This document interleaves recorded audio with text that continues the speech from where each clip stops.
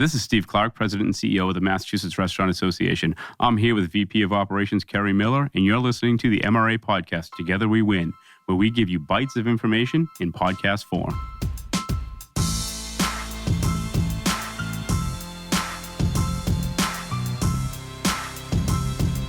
Kerry, we are back at it here in Framingham, ready to have a great conversation about culinary and beverages and life and how's things going? You know, I think all things are good. I mean, we're still fighting off some of the same old stuff. I mean, I think that the hangover for the restaurant industry is we still have no talent. I mean, and I don't think there's a silver bullet that's ever going to come along to help us with that. So I know a lot of folks are looking at innovation and technology to help them on that path. They're looking at a kind of reduction of menu, keeping things streamlined, and they're not getting outside of themselves. I think the lookup has been that those few people that feel like they had to be there 24/7, 7 days a week, are saying, maybe we do 5 days a week and we take a couple of days off for ourselves and kind of put our leverage and talent against those 5 days a week instead of streamlining and all other things too. Yeah, I think profitability continues to be low, lower than it was prior to the pandemic. I think inflation coming down a little bit, but still being a challenge. Food costs.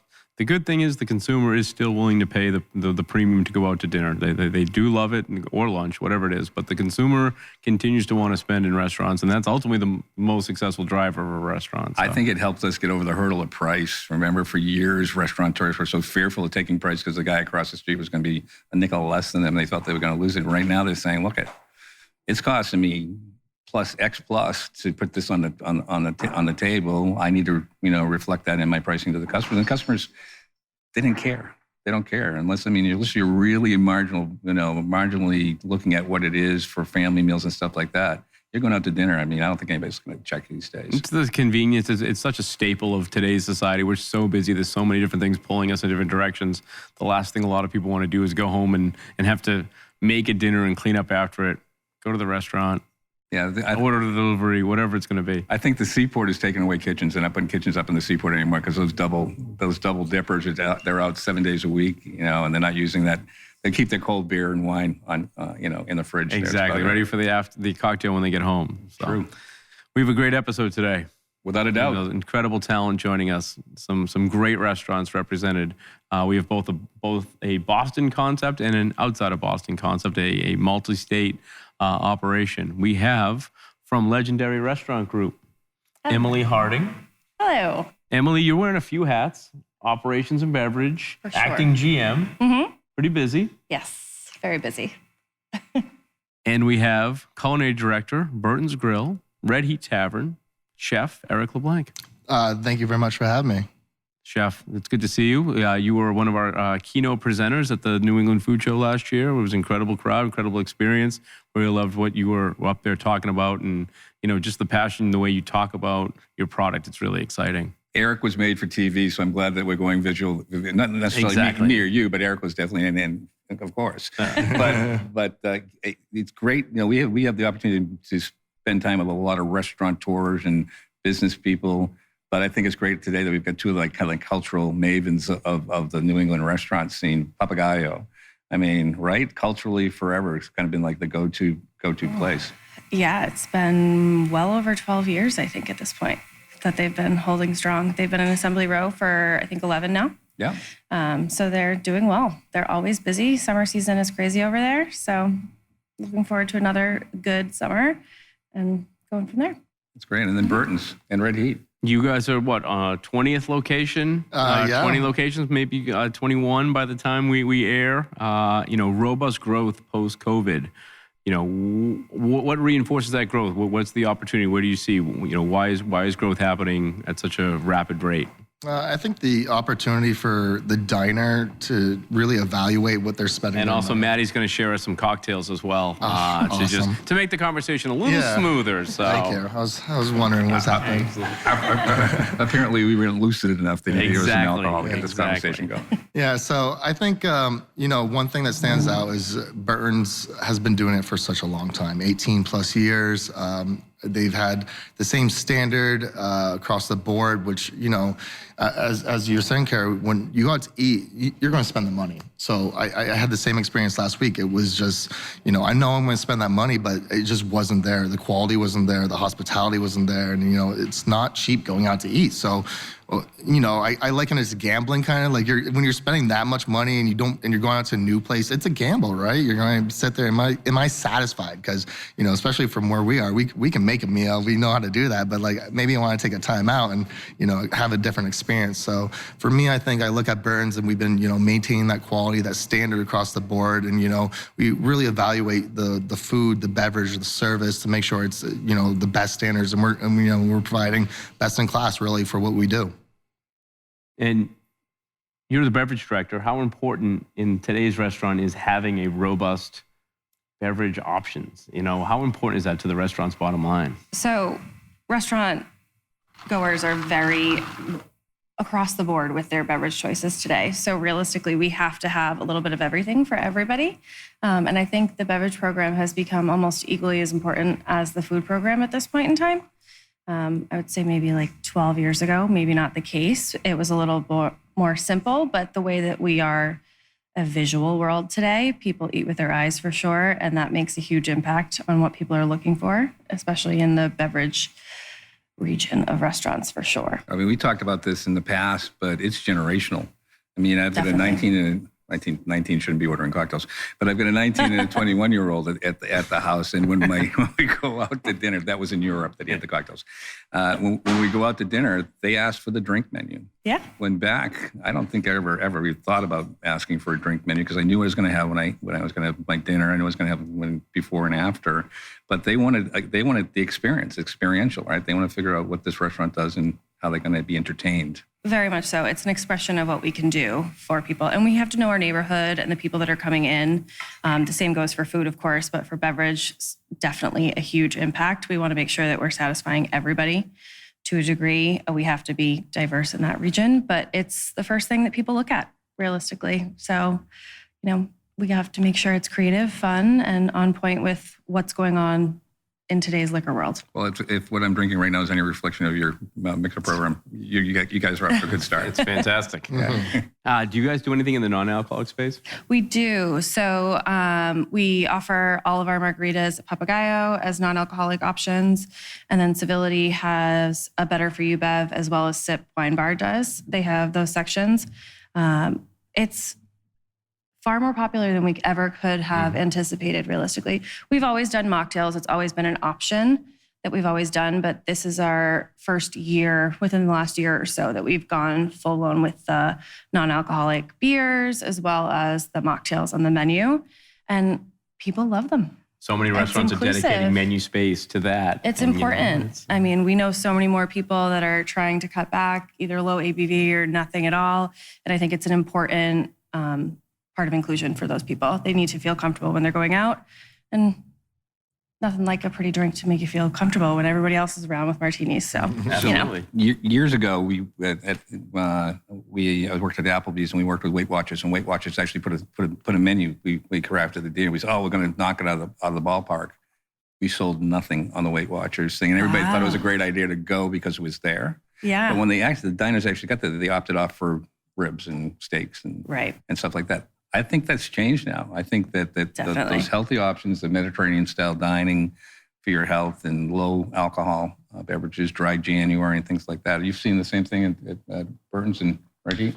Of course. So being in different markets, we have to, evaluate our guests and see what works and stuff. And, I think one thing that we do phenomenally well is, for the allergen aspect, we cater very well to that group, and it's important. You want to feel safe when you go out dining, but also we don't want to shut out, every potential customer if we don't, accommodate and stuff like that. So speaking on the dry movement, that is something we've seen and we've expanded in our beverage program as well. Because, you got to stay up on these trends if you want to be relevant and, be in the business 11, 12 years, 18 years. If not, you start to fade off to the side and it's, you're closing. So you have to be relevant and, like you're talking about skill level, you have to make sure it also works with what you got. So that goes to the innovation process from the culinary and beverage side to be still relevant, cool, but able to execute as well.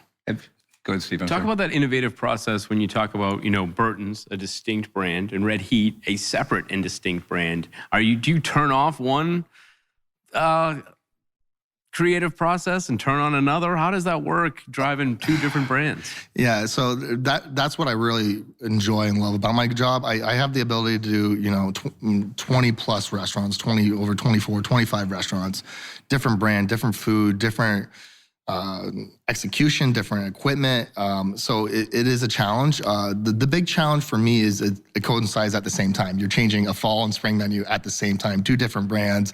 And the challenge for me is I'm testing stuff for fall in July. I can't find product. I can't really get the right flavor. So those are my challenges and stuff, but those are also things I enjoy a lot because, I can sit there and put myself in a more technical, cuisine-driven category for Burtons because it's a little bit more elevated, but then I can get a little, down and dirty with the Red Heat, with the food, that we have today. Which I think JP's going to bring some over to us. It's lingering over there. Personally, this is the food I love to eat. There's a lot more bolder flavors. There's a little bit more different technique involved with the smoking and with the charring and the grilling. And especially, different times of year where you're more prone to grill and stuff like that. So for us, getting those different flavors of, the equipment we're using is so important. And it also goes back to the innovation because we're constantly looking at the equipment to upgrade, change, or, to improve execution or, quality of the product. What is supply chain and commodities done to impact the menu? I know that people. First of all, the pandemic, we had to change the way we packaged and what we put out the door because stuff had to travel, right? So that it affected. And then all of a sudden, you couldn't get the stuff that you wanted for the menu, and you wanted to reduce your menu. And so, how has it affected menu design? Definitely were challenges earlier in the pandemic with the supply chain and, challenges getting it in, transportation, all those, still occur. I think it has slowly improved. I think for challenges for me is being in, such diverse markets from, New England, New Hampshire area down to Florida and working with different opcos and suppliers and transportation to get the same quality. Because for me, the thing I preach most about my brands is consistency. If I'm a guest, I want to have the same experience in food that I'm having in one location, whether it be in New Hampshire or whether it's down in the Carolinas, Virginia, wherever, Florida. So I want to make sure that we're getting the same product. The recipes are the same. Everything's consistent for me. So those are my challenges, is make sure that we can get the product in all our locations, especially in the menu development, and also keeping in mind the allergen aspect. And can I do this gluten-free without not sacrificing flavor and quality? Absolutely. You? Similar, yeah. We try to go as much seasonally as possible, so it is always that issue of trying to get ahead. I'm about to start developing our fall menus, and it's not even July yet. So looking for those is definitely a little bit of a challenge when it's coming to building the menu for sure. So you build out the bar menu, it's ready to go, staff is trained. Yep. How do you market it? How do you get people to actually buy into the new menu, et cetera, versus the person just says, Vititos and tonic, whatever it is. So staff training definitely has a lot to do with it, making sure that they're involved. When it comes to the development of the cocktails and the palette that we're looking for, I try to include my bar staff as much as possible so that they're involved and they feel passionate about what they're pouring when it comes time to do so. And then the front of house server training, it's important that they get on board, try it, and then we try to have fun, creative things that people want to post on their personal socials. And then, of course, it comes to social media is a massive marketing tool for us, for sure. And then launching that slowly and getting people built up to certain things helps, for sure. All around, I think, getting the word out there early on, getting people anticipating things helps drastically, for sure. How's staffing? I mean, it's like that's the easiest question on the planet to ask anybody right now. Like, how's staffing? Because there's no silver. So they're not making more humans. No, they're right? not. And a lot of the humans have gone off to do something else. Right. It's a very green crop of staff, for sure. Yep. We're having to dedicate a lot more time to training new staff, which is okay because we can, get people on board with our systems, which is great. But it's definitely a lengthier process. We can't just, roll with 3 training shifts for someone we know is a senior server or senior bartender. It takes a little bit more time. We're okay we're doing okay, but we always need some additional good people to help support the team for sure. Hold on one sec before we leave and go to staffing. We didn't even cover. What are we drinking right now? This yes. is fantastic. Oh, thank you. This is a lovely summer drink. This is going to be a new addition to Civility Social House's menu. It's going to be Put a Spell on You. All of our cocktail names come from influences that our owner, Chris, associates with the term civility, and that one happens to come from Nina Simone. It is a blueberry bergamot base, and then we have some vodka in there, Tito's vodka specifically, as well as the Fever Tree limoncello spritz on top. It's a perfect, like, super easy patio sipping blueberry lemonade. It's pretty good podcast sipping beverage as well. Yes. You know, you're in the restaurant industry when people put drinks down in front of you, you just drink them. And Yeah, you don't ask questions. Move forward. And Chef, what are we dining on? And then Carrie, can you pass me one of those two Yeah, you things? can. Those are That was- delicious. I'll trade you. I just had a giant steak tip right before I asked that question. So, Exactly. You know, being New England based, you got to have the steak tips. Nice really little good. marinade on it. We have our wings. We have a couple different options with the different sauces. We have a house barbecue, our buffalo sauce. We have another buffalo sauce from a local company, Cindy's. You know, they're very aligned with our principles and ingredients and allergens and stuff. So it was really nice to go through that innovation tasting process and, you know, narrow that down. We have a sweet Thai, and then I just left some plain just to get that smoke from, you know, some of the equipment we use. And then we have these, our giant jumbo tater tots filled with cheddar cheese and a little bit of bacon. I'll say a little bit of bacon in there as well. Those are Carrie dangerous. loves bacon. Carrie tries to put bacon on everything. Bacon ice cream with the tater tots. The tater tots are incredible. It's just like have a cocktail and a couple tater tots. It'd be perfect. You know, great shareable thing, you know, sitting there having a couple drinks and just all of a sudden you're like, I'll take 2 more orders. So when you're building out your menu, how often are you talking to the beverage director to pair it together? And then you're going to get the same question. You know, so I think currently in our organization, you know, our departments are developing. There's been, you know, some new change and stuff like that as far as, you know, structure and how we're you know, going through the innovation process of food and beverage. There is more discussion and stuff. You know, that position is kind of getting developed a little bit more on that side. Currently, it's more handled on the culinary side a little bit. You know, with my boss Denise and stuff. We love Denise, former chair, MRA, board of directors. Yeah, so awesome. you know, but it's also taking those trends and things that work and testing out a little bit more. But same thing, like me and the gentleman who's doing more beverage for us, we've been more ideas and stuff, playing off of you know, presentation, how we can really put the two together to really maximize the best of our program. And how many menu changes do you do a year? Do 2 major menu changes, but we constantly rotate a features kind of menu, a chef's whim, that we select, like, you know, here's the spring, here's the summer recipes that you can choose from, but it still has to go through the whole process of testing and RD. So we have that rotating. We'll do LTOs all the time. So we have a lot to offer all the time. It's never like, here's this, we're done and moving on to the next thing. There's always something, whether, you know, it's menu development or, you know, product kind of increase or the quality of the product by sourcing out different vendors or different options for us. So it's always something going on. And before you go on that, has regionality played a big factor in what you're putting on the menu? Yeah, regionality definitely plays it. It's like, it'll be something to really think about as we move forward because, you know, like, for example, steak tips. It's a New England thing. It's going to be tough to sell somewhere else, but, you know, try to get into that, you know, idea. Do we move away from this? Is this just regionalized? And do we, you know, have a couple of different things that are, you know, based on menus? And that's kind of what I think is the sweet spot. You know, like we have a lobster roll on all the time down in our Florida market. It sells because generally that's a high food cost. So it won't work in sometimes some different markets at different times. So it's really thinking, okay, you know, maybe we leave this on because the clientele there expects it and it works. So, you know, you have to be more flexible on some things to make sense for your business. How fun is building a bar cocktail menu? It's fun and stressful. It is one of my favorite creative outlets as part of my job, for sure. It takes a lot of time, and it does involve going back and forth with our culinary director, for sure. We're trying to always coincide on, you know, if there's beets on the menu, we're going to be pulling in beets into something. We try to connect in that degree, but it's a great time. It's always a fun outlet. Sometimes it works. Sometimes things just get pushed off to the side once in a while, but it's a fun process. And again, I try to involve the people that I'm working alongside, which makes it a cohesive team effort. And it just creates such a better presentation in the end run with everybody. Boy, no time on the planet has there been more variability in what you can get in a cocktail. It's crazy. Right? I mean, seltzers, craft beers, the wine folks.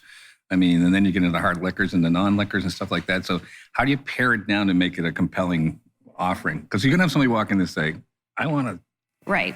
high noon or whatever it is. So it depends on our locations, of course, but certain things for SIP, for example, we try to just stick with craft beers. We don't have our Bud Light on the menu, but we have something local that is a light lager that we can offer people. We try to have the niche for everybody, but we can't be 100% across the board. Otherwise, it would be a little bit too much. And one of those things is that we have had to downsize our menu significantly. So we used to have a large bottle list, but we've downsized significantly from COVID, and we find that it works better. People are happier with things. We're getting proper usage out of everything. It's just making a huge difference in that. And people are still happy, even though the resources might be a little bit more limited. People are consistently still coming in, still ordering what they like off of our menu. Most of our menus are based around classics. So if someone is coming in looking for a Manhattan, well, they can have it. There's usually a twist on our menu that we can offer them with our stamp on it. I think the consumers downsize their expectations on what's on the menu too. I mean, I think those huge menus with the 10-page menus, and it's confusing to them. It is. Having It a can be overwhelming. streamline, and you can kind of pick and choose which concept you're going to go to by what your desires are for that evening. Agreed. How's takeout and delivery for you guys? It's, for a long time we taught people, takeout and delivery was really something that, was your local pizza shop. Then for 2 years plus, we taught people that they could actually patronize fine dining establishments and other full service restaurants with takeout and delivery. Now coming a couple years later, how is it? Is it part of your concept? Surprisingly, it never fell off. Like that is surprising. Like the numbers were, average, very low for, prior to the pandemic. And then, you're like, okay, at some point it's going to fall off, some point it's going to fall off. It never did. And then it's been a change of, kind of thinking process of it. It's like, they're paying more than the guests in the restaurant because they're usually paying a premium to get it delivered to them too. And if I'm expecting the same thing, like it needs to be delivered. So some things that, have been on my project list is, are we using the right vessels, and opening up that can of worms and testing it out and whether you want to go eco or if you want to go does this make the most sense? So, it's incredible. I was always expecting it to fall off, but it never has. And I welcome it because it's more money coming into the restaurant that's actually taking up seats, but the focus needs to still be the same there. So it comes into making sure that we're executing it well, that we have the times dialed in. So when we get the order in, it's not going to sit in a bag for a long time, that it's actually getting fired at the proper time, that we're not behind, that we're verifying everything in there to make sure, we're not getting a callback and we're sending out a comp because we missed one thing.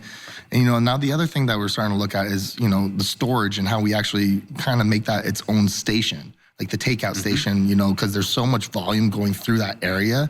And, most time you have a younger person and experience working in that area where you're still doing quite a bit of sales. So, how can we, kind of make it easy for them, take some of the variable issues out of it, but still maintain the quality. And you're seeing kitchens be redesigned to incorporate that delivery aspect. Now, as the chef, are you ever like, why would you order that to go?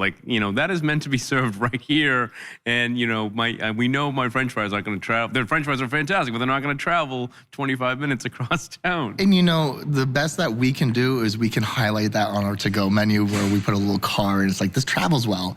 And then if it doesn't have a car, it probably doesn't travel well. But, you gotta accept some of that responsibility. I think the challenge is when you have a third party sometimes delivering it where it's your fault, but it's like it's really not kind of, but you always accept it, So it's right. It's amazing. I actually, I had a steak to go from one of our Burtons the other day, and who takes a steak at $60, But I wanted to see how we, sent it out because we do so well on packaging, allergens, and everything else. I just want to see how we did that, expensive item, and and what I felt afterwards getting it. So there's definitely some feedback and sitting there. How can we make this the best, even though I don't really want to do that to go. Did you edit it all? I mean, I think some folks edited it out and said, look, I'm not going to put the steak and the French fries in a package and sending it out the door because it's got my name on it. Even Domino's took a shot at other restaurants but they serve French fries because they said, no, the French fries don't travel like tater tots. They do. just changed the tater tots, so I'm going to have a tater tot, by the way, as you asked that question. Right, there you go. Yeah. Because they travel well. Mm-hmm. You have to think about all that process, especially when you're still doing some numbers in the to-go side. So you got to be like, okay, we got to make sure like this isn't, harming those sales. Right. Go Karim. That's why Steve's eating one of those great tater tots. How about you now? You've got, unlike these guys, he's got two concepts to worry about, but you've got very distinctly different concepts, right? Definitely. And I mean, I'm sure all things are different, whether it be staffing, the menu, how you advertise the customer base. So Customer how do you base is manage definitely that juggling act? JP helps. At least he does something. He usually just walks around here and, If I had a nickel for every time that somebody said that. JP, thanks for showing up for today's production. We appreciate you being here. This is a commercial for IUC. Exactly. Communication is like absolutely key for us. So our owner, Chris, he's always at the top of the chain, of course, but then the GM's under him. We just have to communicate consistently and making sure that we're all on the same page. If someone needs help at another restaurant, we're happy to, help them. I send over a server or bartender. I've had one of my bartenders help out when they were opening the restaurant over in Somerville recently. So we try to communicate as best as possible, but, challenges come up. So we just try to conquer them as best as we can. We're pretty good at it, I think, after all this time. I think this industry is, if you kind of looked at how they can adapt and conquer, the hospitality industry is probably best in class with, making lemonade out of lemons for sure. Yes, I tell people I thrive in chaos. So that's definitely, some days it is chaos, but, controlled chaos is good. True. Yep. What's your go-to cocktail? Just a tried and true margarita, really. Love some tequila. Chef, you're at home. You're preparing dinner. Are you trying to get as creative as possible? Or are you like, no, we're going to do a broiled chicken and some potatoes? At this point in my life with some young kids, I try to make it simple and because I'm usually distracted or taken away. So, for a while it was actually sous vide, put it in the bag and walk away. So it's all done. But. So summer, we're in the middle of summer right now, right? Vacations, you guys, where do you travel off to take a breath? Where do I travel off to? California. What's wrong with that? Or North Carolina, hopefully, is coming up. See one of my good friends that I haven't been down there in a while. Anywhere that's quiet and peaceful and I don't have to do much and I don't have to prepare beverages or cook for people. Both those places, the dial turns way back when you get off the airplane. I use a Dunkin' Donuts, thing. People expect a fast cup of coffee or the Dunkin's down in the Carolinas. You ain't getting it. You ain't getting it. It's not happening. Chef? For like a vacation, relaxing, go to Maine in the summer. A little bit slower pace. What part of Maine you go to? Algonquin. Okay, Kennebunkport. So for us, absolutely. Good stomping grounds. Yes. When you're building a menu out, do you factor in growth, or do you think that this menu makes sense for this area, and if we go to another space, we're gonna do that, or is the menu built to easily scale? The menu for me, it's always about execution. Like you can be as creative as you want and put as much as this and that, but if it's not going out of the kitchen and making sense, then why does it even matter? So for me, it's always like I got to put myself in their shoes, which sometimes means creatively scaling down. But it's also, to make sense in execution and stuff. Like you don't want to have a recipe with like 30 ingredients in it because then you're carrying 30 products on the shelf and, there's a lot of errors and issues. So it's trying to really streamline things to make the most sense, for who's putting it out and stuff. So it goes back to, smaller menus, cross-utilization, really honing down those kind of things. At what level are you guys using technology right now? I mean, and everybody's a little different, especially in the food service field. There are people that still hand a paper, right? But what do you using technology to run costs and do projections and labor and all of those tools? My boss is a little pen and paper. I can't lie. No, that's not so fun, it works for him. I'm more of a technology person. So all of my inventory sheets, all of my stuff is in a program in my computer. But he's doing all of the back office stuff a little bit less technology centric. Tried and true. That's Yep. the restaurant. It works for him. Right. That's good. For me, I love a notebook, just like old school chef. But like in our operation being so big in so many states, there's things like, everyone's on the same platform for back of the house, for ordering inventory, everything's scheduling. It's all through one platform. It's very dialed in where you get theoretical and actuals, and it's really very accurate and close.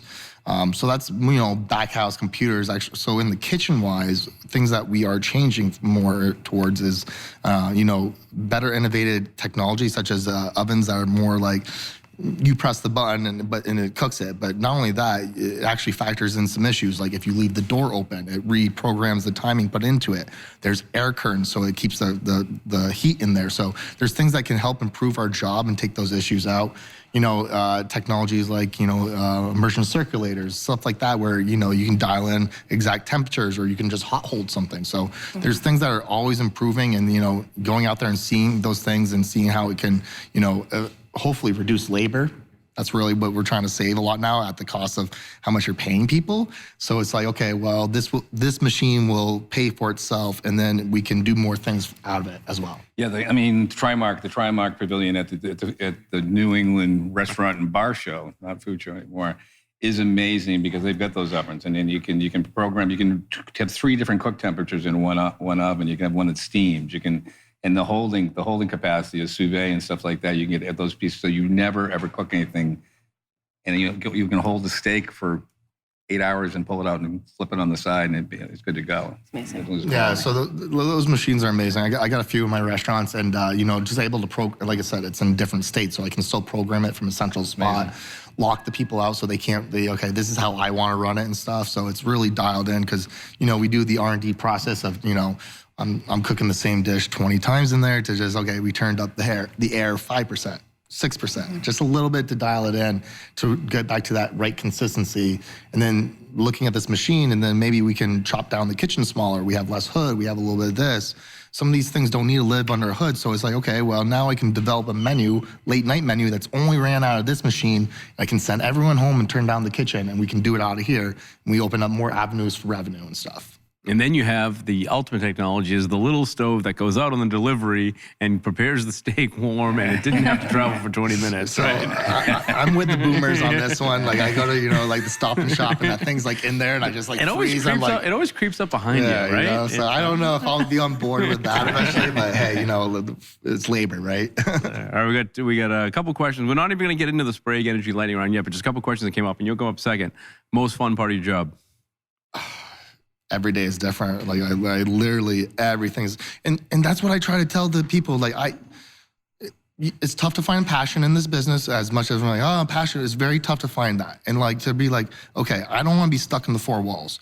I've been able to go all over the place. Like I got to go to Alaska last year as a guest and stuff, and I've been able to do stuff on TV, and like all this comes from cooking, just cooking, which everyone does. A lot of people do, but it's like I have the opportunity, and I really want to maximize the most out of it. So doing something different and having those options and being able to make a big difference in a large organization is the coolest thing about my job. That's awesome. Biggest challenge? Biggest challenge is trying to cook fall stuff in July. Mm-hmm. You ever, I found last year a pomegranate. The first time I found a pomegranate was like a week before our menu was rolled out. And I'm like, I know the flavors might work, but like, I'm sure you guys want to taste it. That's awesome. Same question. The best, most exciting part of the job. I do love cocktails and everything. I love interacting with people. I like the difference day to day for sure, but the interaction with people is honestly the greatest thing. I've learned so much over the years from all the different people that come through our doors, including staff, other team members, managers. It's just, it keeps me on my toes every single day, and I will never stop learning from it. It's fascinating to me. People are fascinating. They certainly are. Biggest challenge or frustration or whatever. Any negative word you want to use. See above the people. I think on that same avenue, I think a lot of the turnover in team, sometimes we're lucky, sometimes we're not. You feel like you get lucky sometimes, and then all of a sudden it doesn't work out. So that's definitely one of the biggest frustrations, but it's a manageable frustration. We get through it. Definitely a two-sided coin right now, right? I mean, we've still got great, passionate people, but we've got people that are kind of looking up and going, yeah. This industry, I'm not so sure I want to spend my life. Yeah. We've At Sip Wine Bar, we've had a lot of people that have been really consistent. My kitchen team has been there for 10 years. That's awesome. Which is ridiculous. It's pretty fascinating. And we've had a lot of our front of house team. I just had one girl retire to go open up her own business after being there for 10 years. We hear that all the time, though. We hear restaurateurs talk about all the time. I've had the same staff for 15, 17, 20 years. You know, it's almost the 10%, 90% model. 10% of the people, they're like, this is not for me. But the 90% of the people that are in, they love it. They're here. They stay where they're going to be. They grow in it. They open up their own place. And that's really the story of the industry. It's not that's not for me. It's the 90% that say, this is for me. And you get that bug. And the funny thing is that all the four of us sitting at the table right now spent 10 minutes with either one of those people, we'd know why. Right. We'd know why they stayed, and we know why that they left, right? Absolutely. About the culture. Are we ready for the Sprague Energy lightning round? Questions coming at you, hot and heavy. Let's go. We kind of started a little easy, or a little early with the most fun part. But now, we'll see. JP likes us to get philosophical now these days, so we're going to go on that path. So, it's your last meal ever on Earth. What's it going to be? Tacos. Okay. Oh, God, that's so difficult. I think just like a steamed lobster. Okay. Drawn butter from Maine. Mm-hmm. From Maine. From Maine. Ideal vacation spot. Yeah. Maine. Maine. Also love Maine. Have a family house up there. I would say I would go to Croatia. Okay. Yeah. Very Been there when I was Oh, younger. that's beautiful. Absolutely loved it. And I would go back there in a heartbeat. cool. Who has inspired you the most? That's Eric LeBlanc. Oh, sorry. Thinking. I was inspired by JP. He's going to absolutely kill me for saying this, but I think what my owner has taught me over the years is fascinating, and watching him over the last 2 years take over the pandemic and really kind of crush it, open a new restaurant, has been reaffirming as to why I love this industry so much. There's challenges, but there's really a lot of upsides. He's a good role model to look after. Chef. I don't have one specific. I just think I like to get challenged by the people around me. And then, if you can always remember, like, when you're working that one team that was like, man, we were really doing something special and the good food and everything. So I especially so long in career, there's people throughout that influence. But for me, it's always wanting to be pushed 100%. There's a time in my life I really wanted to be the worst cook in a restaurant. And then you knew, like, okay, we are all there for the same reason. And, that was important to me. How do you relax?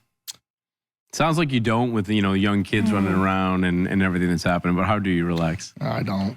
You come on the MRA podcast. You come and hang out with us. It's going to be zen for the whole day. Yeah, I You're squeeze good. 2 hours here. I don't sleep much, so I'll sneak out and I play hockey at night sometimes, and a little bit of golf here and there. There you go. Not great, but a little bit. There you go. How do you relax? Summers, boat. Yep, go out on the boat, just open up on early morning, flat water, and it's just absolutely the most peaceful thing. There you go. Rejuvenation. What's your go-to type of cuisine? Probably Mexican. Mexican. I'll eat Mexican like 7 days a week, I think. Yeah. All right. I'm Mexican. I love those flavors. I lived in Costa Rica for a while, so I just love Latin American food. And it's just like, you don't ever feel heavy from it. And there's just so much interesting flavors with the spice and the pickles and the brightness and the textures, the crispiness, and yeah. Good. All right, philosophical question. You could have dinner with anyone, dead or alive. Who's it going to be?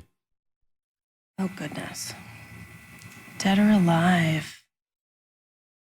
We should play Bon Jovi.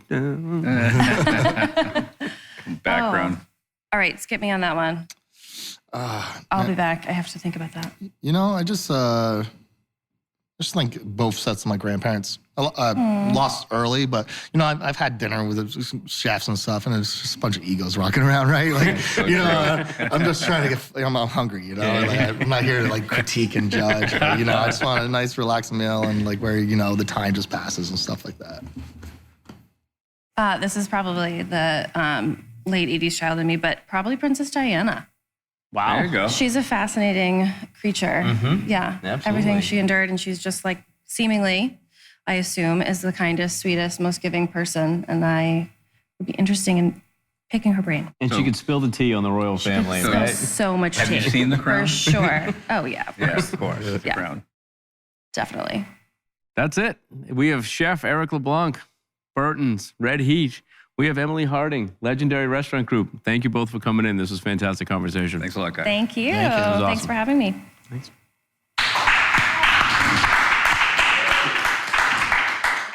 Steve, with marketing being one of the Achilles heels for restaurateurs, who's our go-to for marketing, public relations, and social media? That's going to be our great friends at IUC, Image Unlimited Communications. Maddie, where can we find you? You can find us on socials at IUC Boston. Or also on web, iucboston.com. Thanks, Lily. Yeah. IUC. Woo. Follow us.